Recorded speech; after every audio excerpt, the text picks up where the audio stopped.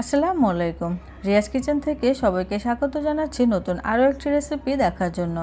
এখন যেহেতু পাকা আমের সিজন চলছে, হরেক জায়গায় পাকা আম পাওয়া যায়, মানে যেখানেই চোখ যায় সেখানেই পাকা আম পাওয়া যায়। আপনারা চাইলে পাকা আম দিয়ে এরকম মজাদার ডেজার্ট তৈরি করতে পারেন, আশা করছি ভালো লাগবে। আর যদি ভিডিওটি ভালো লেগে যায়, লাইক কমেন্ট শেয়ার করতে ভুলে যাবেন না। চ্যানেলটি সাবস্ক্রাইব করে আমার পাশেই থাকবেন সাপোর্ট করার জন্য। চলে এলাম আমি ফুল ভিডিওতে। চুলায় একটু ফ্রাই প্যান বসিয়ে দিয়েছি, কিন্তু চুলাটা এখনও জ্বালাইনি। এখানে আমি 1.5 লিটার পরিমাণে তরল দুধ নিয়ে নিলাম।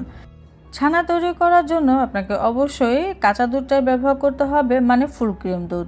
যে দুধটা প্রথম থেকে জাল দিয়ে সেটা থেকে সর তুলে নেওয়া হয়নি, সে দুধটাই ছানা তৈরি করলে ছানাটা ভালো হয় বা বেশি হয়।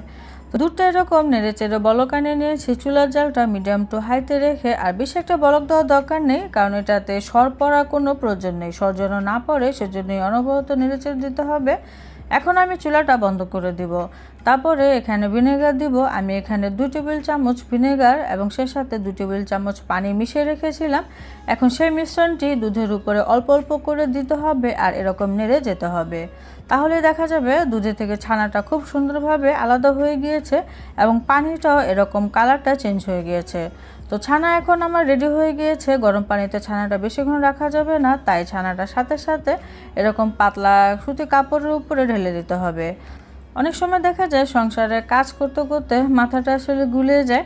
এখানে একটি স্ট্রেনার দিতেই ভুলে গিয়েছিলাম, পরবর্তীতে মনে পড়েছে।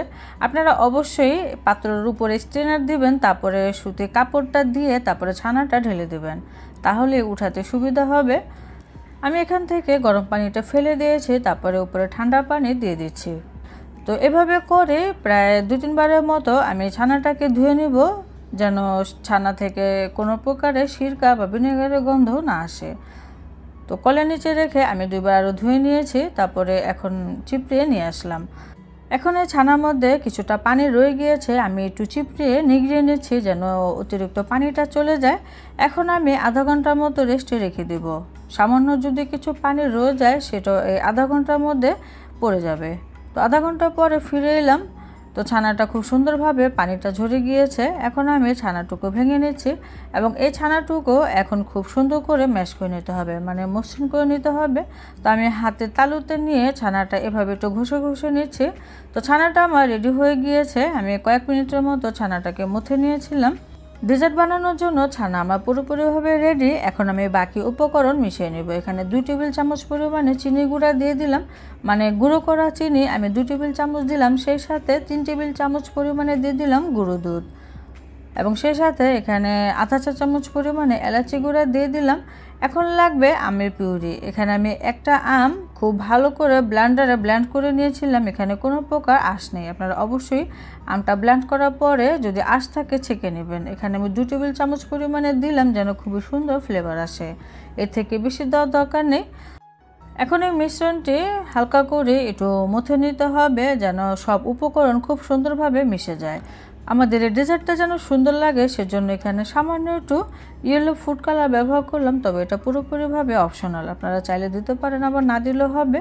মিশ্রণটি মেশানো হয়ে গিয়েছে।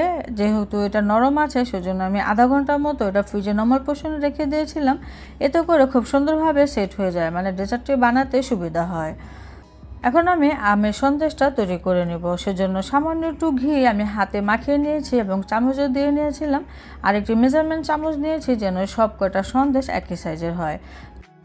এখন চামচ দিয়ে মেপে আমি হাতে নিয়ে নিলাম। গোল বলের মতো প্রথমে তৈরি করতে হবে, তারপরে হালকা করে একটুখানি চাপ দিলে এরকম পয়সার মতো হবে, তার মাঝখানে একটু গোল ট্যাপ করে দিতে হবে।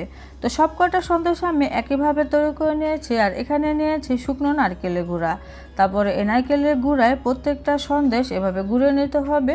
এতে করে খেতেও ভালো লাগবে, আবার সন্দেশটা দেখতেও খুবই সুন্দর লাগবে। সন্দেশের মাঝখানে কিন্তু অবশ্যই এরকম একটু ট্যাপ করে নিতে হবে। সব কটা সন্দেশ আমি নারকেলের গুঁড়ায় গড়ে নিয়েছি। এখন হচ্ছে সে মাঝ বরাবর ট্যাপ করার জায়গায় আমের পিউরি দিয়ে দিতে হবে। নতুন একটি ডেজার্ট আইটেম আপনারা তৈরি করতে পারেন, আশা করছি খেতে ভীষণ মজা লাগবে। আর এই পাকা আম থাকতে থাকতে আপনারা অবশ্যই এই ডেজার্টটি তৈরি করবেন।